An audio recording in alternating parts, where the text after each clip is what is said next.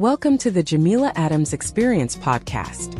It's the place to be if you're a woman over 40 who wants to feel inspired, empowered, and heard. Jamila Adams, your host, is an entrepreneur and best-selling author who will discuss how to find joy and happiness in life's challenges. So come and join the experience. Hey everyone, thank you for joining this week's episode. Hi, I'm your host, Jamila Adams, and thank you for listening to this week's episode.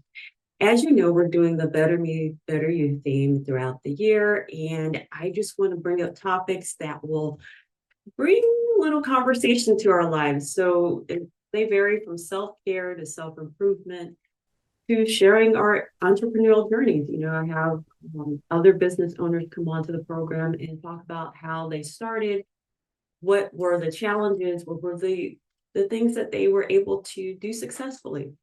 Reason why I would like to do this and continue to do this is to build a community. So with that being said, I would love to hear from you. I have my email in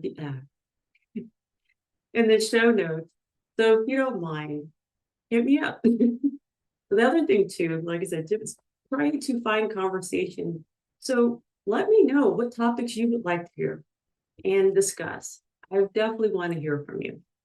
So the goal, like I said, of the podcast is to build community and to share ideas that will improve our lives. So today's topic aligns with that, and that's ways to elevate and connect with others. There's so many steps to do it, but let's start off with the basic ones. First off, self-reflection. Regular self-reflection on our thoughts, our emotions, and behaviors is so powerful. It empowers us to have a better understanding on how to interact with others in a positive way, whether through journaling, meditation, or quiet contemplation. This process can inspire us and motivate us to expand our personal journey, giving us a sense of control and direction. Self-reflection is one of those things where you have to be aware of who you are, what you're about, how you step and walk in this world. So with that being said, take time to do that, to self-reflect and look at ways to improve your life and the lives of others. Another way to connect with others is through mindfulness practice. And that can be anywhere from doing yoga, deep breathing. You know, for me, I like to take long walks. Unfortunately, because of the, by the time this comes out, Southern California is being hit really hard with wildfires. So unfortunately, because of the air quality, I haven't been able to do that. But I have been able to continue with my yoga practice, my devotion. And that's what helps me stay in tuned and aligned with what I want to focus on in my life, the positive things. And of course, you're going to hear the word positivity throughout this podcast because it's something we should be able to do. So being present and in the moment helps keeps us, you know, like I said, more in tune with our needs as well as the needs of others, fostering a sense of control and balance in our life.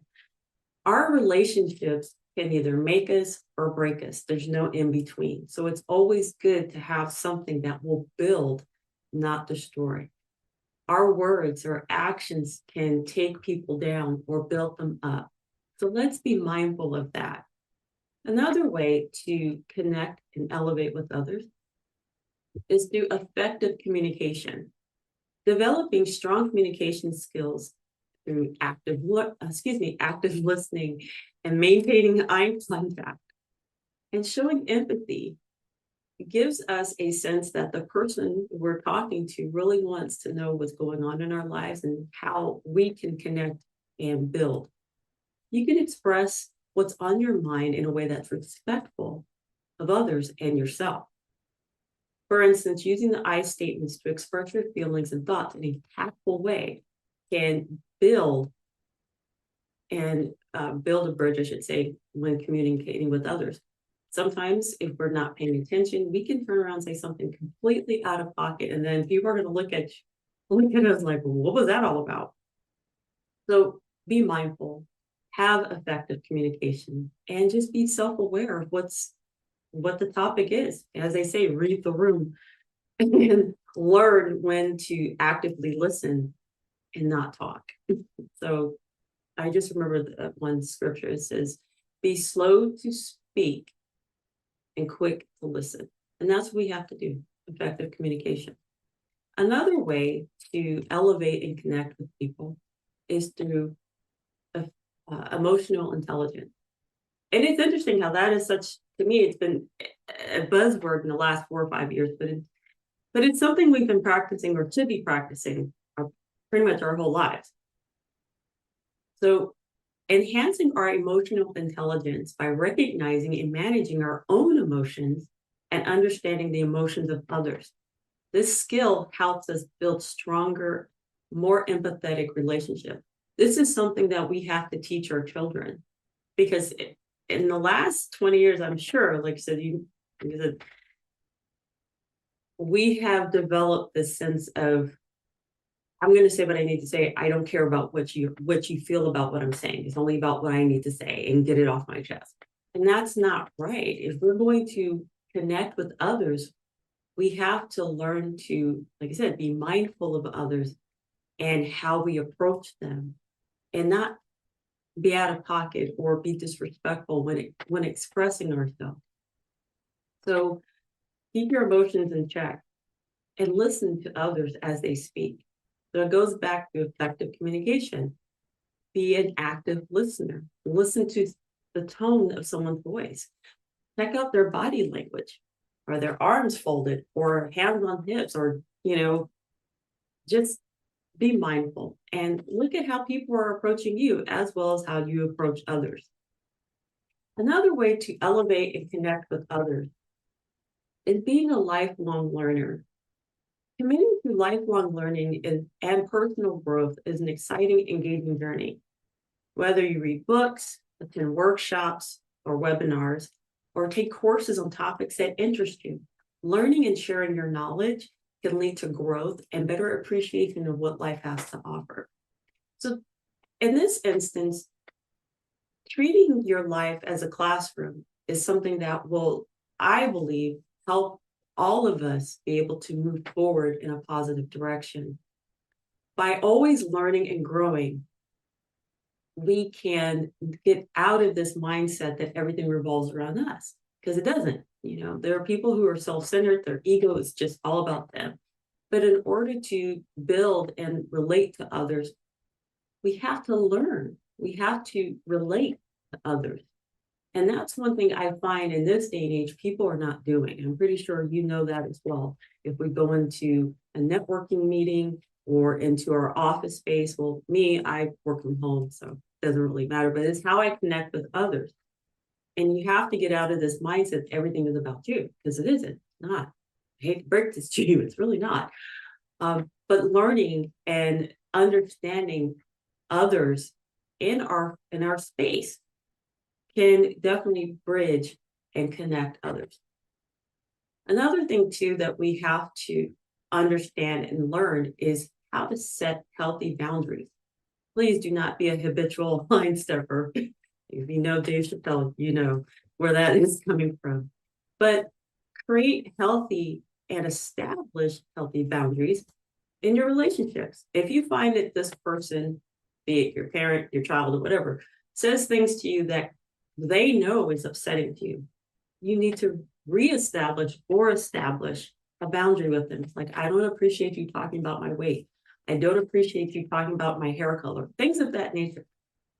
Especially if they're saying it in a way that is not kind. And, people will joke, be sarcastic, but if that the tone when someone says something that is just completely heartless.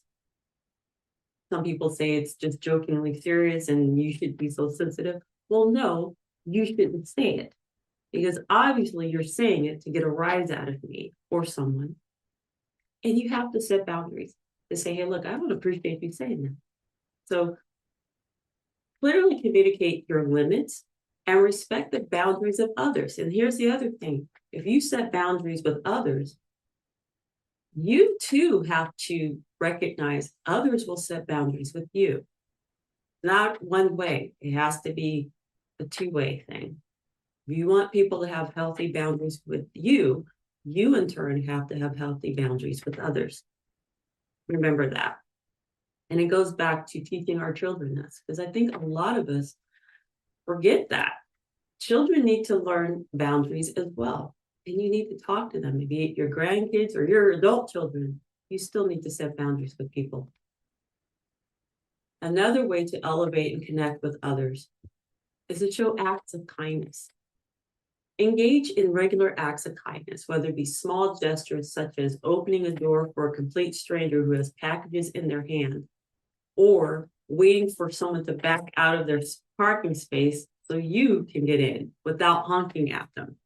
I mean, let's be real here. Anyone who's gone to the Target or Walmart or any type of shopping area knows that you kindly want to wait for a parking spot. Me personally, I try to park as far as I can so that way I can get my steps in. But that's neither here nor there. But the whole point is show acts of kindness. And you don't necessarily have to put it on YouTube. Sorry. Anyway, but that's one of those things. Just be kind, because you want somebody to be kind to you or your relatives or anything like that. What is the golden rule? You want to others as you want them to do unto you. So remember that.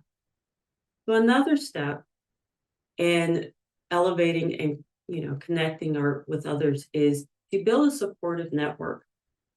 A supportive and encouraging circle of friends and family provides emotional, mental, and sometimes physical support. We'll even say spiritual. They help you foster meaningful and enduring relationships with individuals who share your core beliefs and contribute to your growth and well-being. By having a circle of positive people around you, that builds. You want a strong foundation. Of course, nothing is perfect because you will eventually have to weed certain people out. It is what it is. But when you have a genuine, true core of people who look for your best interest, who look after you and yours, and you do the same because it's all, reciprocity here, you're gaining your tribe, your village. You're building that community. And that's what we want to do, is build a supportive network of others.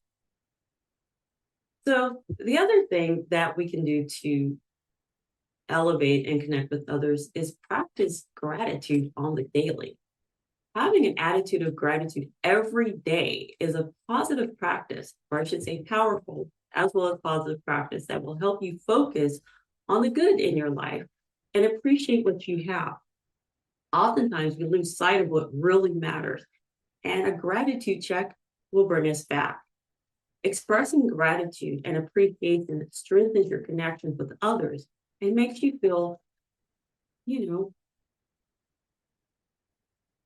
it just makes you feel good to have people in your life that you can rely and trust. And by having that gratitude, you can say, thank you. I appreciate you because you helped me deal with a certain situation that I could not do this on my own. And by having this attitude of gratitude, we can focus on the good in our lives. Sometimes, like I said, in this world, it's so ugly, self-centered, but there are times when we have to reach out to others and say, thank you. I appreciate you. I don't know where I would be without you. And I'm happy that you're in my life. I even tell that to my kids. So of course, tell that to my husband. But I am appreciative. I am glad I have them in my life. And I want you to do that with your family and friends as well. So finally, how we can elevate and connect with others is volunteer and give back. By stepping into a posture of service, we can elevate our relationships with others in our community, give a sense of fulfillment, and help connect with like-minded individuals. So I hope these tips help. I'm learning, just like I basically, whenever I put something together, it's because I'm listening to what I'm putting out as well. These tips are not just for you. I'm working on it myself. And that's why I want to build community, because we all need each other to survive. There was a gospel song that said, I need you to survive. And it's true. We need each other. And as someone who can be a lone wolf at times, it is great to know that I can pick up the phone or text a friend and say, hey, can we talk? I need some help. Not physically, not financially, but I just need someone to listen and go from there. So my challenge to you is pick one of these steps and use it to propel a relationship and build on it. Every day we show acts of kindness or being mindful or give gratitude. It improves not only our physical, or I should say our mental well-being, but also our physical well-being. I know there's plenty of research out there that talks about how being kind and good elevates and helps not only our inside. I'm pretty sure there's ways we can quantify it. Anyway, like I said, I want to build a community with you. So if you don't mind, you are invited to leave a message for me, leave an idea about what topics you would like to hear about and discuss on the show. I really appreciate it. So with that being said, I want you to be inspired, be inspiring, be encouraged, be encouraging, but most of all, I want you to be you, and I will chat with you next week. Just a little teaser for next week's show. It's going to be one of the topics that was discussed today because I really want to impress upon that. We need to be connected. We need to grow together. And I really want to express that. So like I said, that's a teaser for next week's show. So I will chat with you next week. Take care. Do you have a passion project you want to bring to life? Let Jamila Adams at your service help you. Jamila Adams at your service was created to assist businesswomen, 40 plus, by bringing their passion project to life through website design and marketing. Visit JamilaAdamsAtYourService.com and sign up for a consultation today. Remember, you have a voice, use it.